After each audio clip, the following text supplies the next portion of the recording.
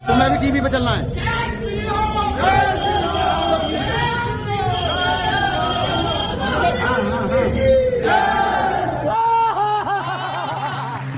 मुझे क्रेडिट नहीं चाहिए। तो भैया देखा, ये उत्तर प्रदेश के संभल का नज़ारा है, जहां पर हमारे देश की न्यायिक व्यवस्था वहां की शाही मस्जिद का सर्वे करने जा रही है और उनके पीछे जय श्री राम का नारा लगाया जा रहा है। तो लल्लन भैया, इसमें चौंकने की क्या बात है?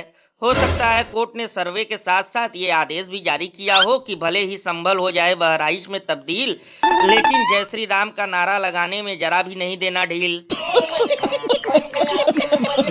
लल्लन भैया, कभी कभी तो मैं सोचता हूँ कि आखिर इस देश का होगा क्या, क्योंकि बताओ, अमेरिका एआई जैसा जबरदस्त टूल बना रहा है और हम लोग गोबर से कैंसर ठीक कर रहे हैं। दुबई हूबहू इंसानों की तरह रोबोट बना रहा है और हमारे यहाँ पूरे साल हिंदू खतरे में रहता है। चाइना उड़ने वाली कार लॉन्च कर रहा है और हम मस्जिद में मंदिर ढूंढ रहे हैं। मतलब कि भैया, भले ही देश की हालत हो जाए खस्ते से भी ज्यादा खस्ता, लेकिन हम लोगों को पहनाया जाता है केवल जाति धर्म का पट्टा। सही पकड़े हैं। बिल्कुल सही कहा आपने। बताओ, चाइना बार बार हमें दिखा रहा है लाल आंख और हम लोग केवल सुबह शाम रहे हैं मस्जिद में झांक। वैसे भैया, मुझे तो लगता है कि ये जुमला पार्टी की सोची समझी साजिश है और ये ड्रामा परम मित्र की धोखाधड़ी को छुपाने के लिए किया जा रहा है, क्योंकि इनका जब जब ऐसा कोई गड़बड़ झाला सामने आता है तब तब ये लोग देशवासियों का ध्यान ऐसे ही भटकाते हैं। लल्लन भैया, इसीलिए तो लोग घनघोर बेइज्जती करते हुए ये कहते हैं कि चाहे मरे बूढ़े चाहे मरे जवान, लेकिन इन्हें देना है बस परम मित्र और कुर्सी पर ध्यान। और अभी तो रुको, क्लाइमैक्स अभी बाकी है। हरियाणा के बाद महाराष्ट्र के चुनाव का भी सबसे बड़ा संदेश है एकजुटता। एक है तो ये आज देश का महामंत्र बन चुका है।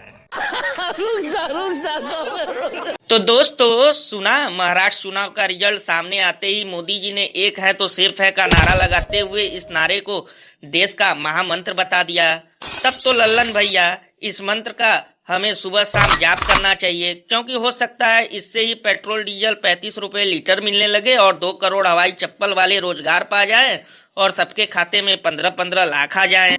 अरे बाप रे, ये तो धोती। क्योंकि पूरे चुनाव में लोग सिर्फ यही नारा देते रहे और चुनाव बाद फिर वही।